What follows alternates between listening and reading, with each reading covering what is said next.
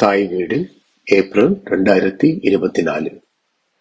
கவிநாயகர் we. Kandavanam சிறப்பு பகுதி. தில்லையரும் குளறி மணியமும். 2005ஆம் ஆண்டு அரங்காடல் நிகழ்வுக்கான ஆயத்தங்கள் நடைபெற்றுக் கொண்டிருந்தன. கலைஞர் திவ்யராஜன் அவர்கள் குழந்தை மா. சண்முகலிங்கம் அவர்களின் நரகோடு சுவர்க்கம் நாடகத்தை இயக்குவதாகவும் அதற்காக நடிகர்களை தேர்வு செய்வதுமான வேலையோடு எனக்கும் ஒரு பாத்திரம் இருப்பதாக கூறினார். கூடவே அதில் வரும் தில்லை எனும் பெரியவர் பாத்திரத்தில் கவிஞர் கந்தவனம் அவர்கள் நடிக்கிறார் எனவும் கூறியிருந்தார். நான் சொன்னேன், ஒரு வேலைக்காகாது, அவர் சரியான பிஸியான ஆள், நிறைய வேலையோட ஓடி திரிபவர், நீங்கள் ஓரிடத்துல பிடிச்சு வச்சு நிறுத்தி நடிக்க வைக்க மாட்டீர்கள், வேற யாரை என்றாலும் பாருங்கோ என்று அதற்கு திவ்யராயனும் மனவழியாரும் எதற்கும் ஒரு கால் முயற்சி செய்து பார்ப்போம், பிறகு முடிவெடுப்போம் என்று கூறினார்கள். முதல் நாள் பாத்திரங்களை அறிமுகப்படுத்தி ஒரு வாசிப்பும் இடம்பெற்று முடிந்த வேளை அடுத்த வாசிப்பிற்கான நாளை எப்போது வைப்பது என கேட்டபோது முதல் ஆளாய் கந்தவனம் ஐயா அவர்கள் தனது நாட்குறிப்பு புத்தகத்தை திறந்து தனக்கு நேரமில்லாத நாட்களை பட்டியலிட்டார். எனது அனுமானம் பலித்தது போல திவ்யராஜன் அவர்களின் காதுக்குள் போய், நான் சொன்னான் தானே, இது சரிப்பட்டு வராதென்று என குசுகுசுத்தேன். அவரும் பொறுமையாக கொஞ்சம் விட்டு பார்ப்போம் என அமைதி காத்தார். ஆனால் என் எதிர்பார்ப்புக்கு மாறாக அவர் சொன்ன நாட்களில் தவறாமல் முதல் ஆளாக ஒத்திகைக்கு சமூகம் தந்து ஒத்துழைப்பு வழங்கியது மட்டுமன்றி திவ்யராஜன் அவர்களை பிரத்யேகமாக அழைத்தும் தனது பயிற்சியினை எடுத்து வந்தது அவர் மீது இருந்த மாறாத எண்ணத்தை அடியோடு இல்லாமல் ஆக்கியது. கவிஞர் கந்தவனம் அவர்கள் நாடகத்தை முறையாக கற்றது மட்டுமன்றி நாடகமும் அரங்கியலும் கற்பதற்கான ஆசிரியர் கல்வியையும் கற்றுக்கொண்டவர். அத்தோடு ஜாழ் நாடக அரங்க கல்லூரியின் உருவாக்கத்திற்கும் முன்னின்றவர்களில் ஒருவராக விளங்கியவர். அப்படிப்பட்ட ஒரு நாடகரோடு சேர்ந்து பயணிக்கும் வாய்ப்பு என்பது அலாதியானது, அனுபவங்களை கற்றுத்தந்தது.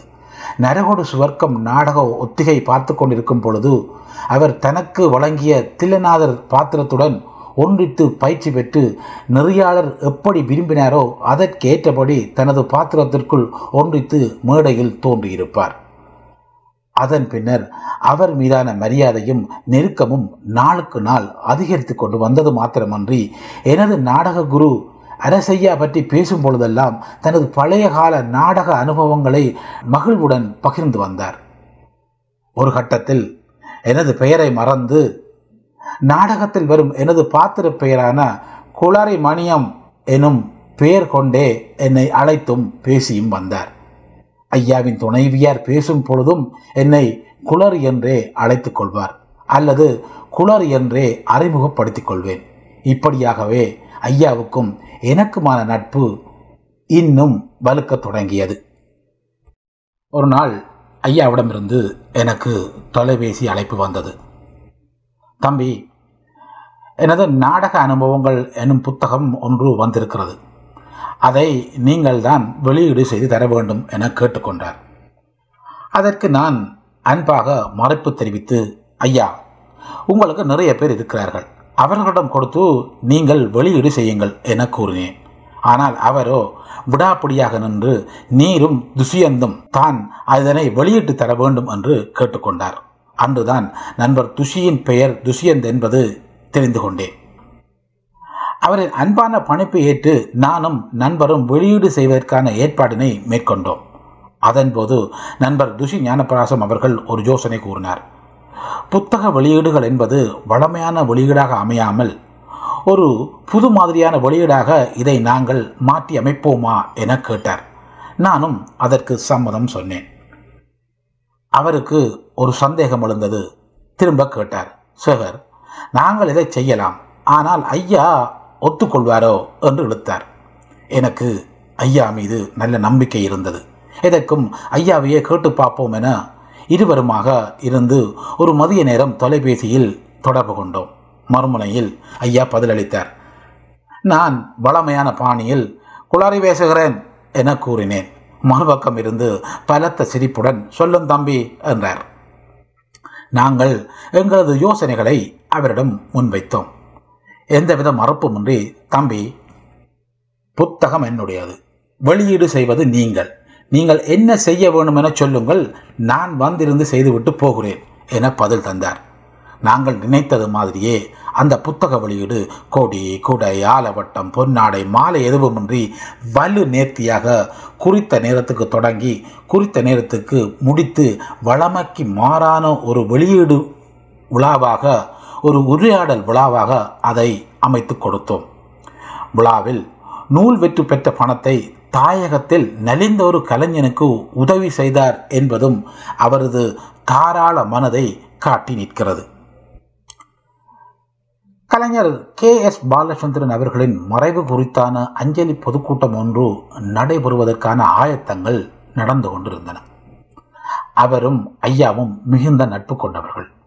அதே நேரத்தில் அவருக்கான ஓர் அஞ்சலி நிகழ்வை ஒரு நிகழ்த்து கலையாக நடத்துவோம் என முடிவு செய்து K.S. பாலச்சந்திரன் அவர்களின் படைப்பிலிருந்து ஒரு பகுதியை ஒரு உரையாடலாக அளிக்கை செய்வதென முடிவு செய்து ஐயாவிடம் அணுகினேன். ஆனால் இதற்கு ஐயா சம்மதிக்க மாட்டார் என அந்த ஏற்பாட்டாளர்கள் கூறினார்கள். ஐயாவோட ஆடையலாது என்பது அவர்களின் வாதமாக இருந்தது.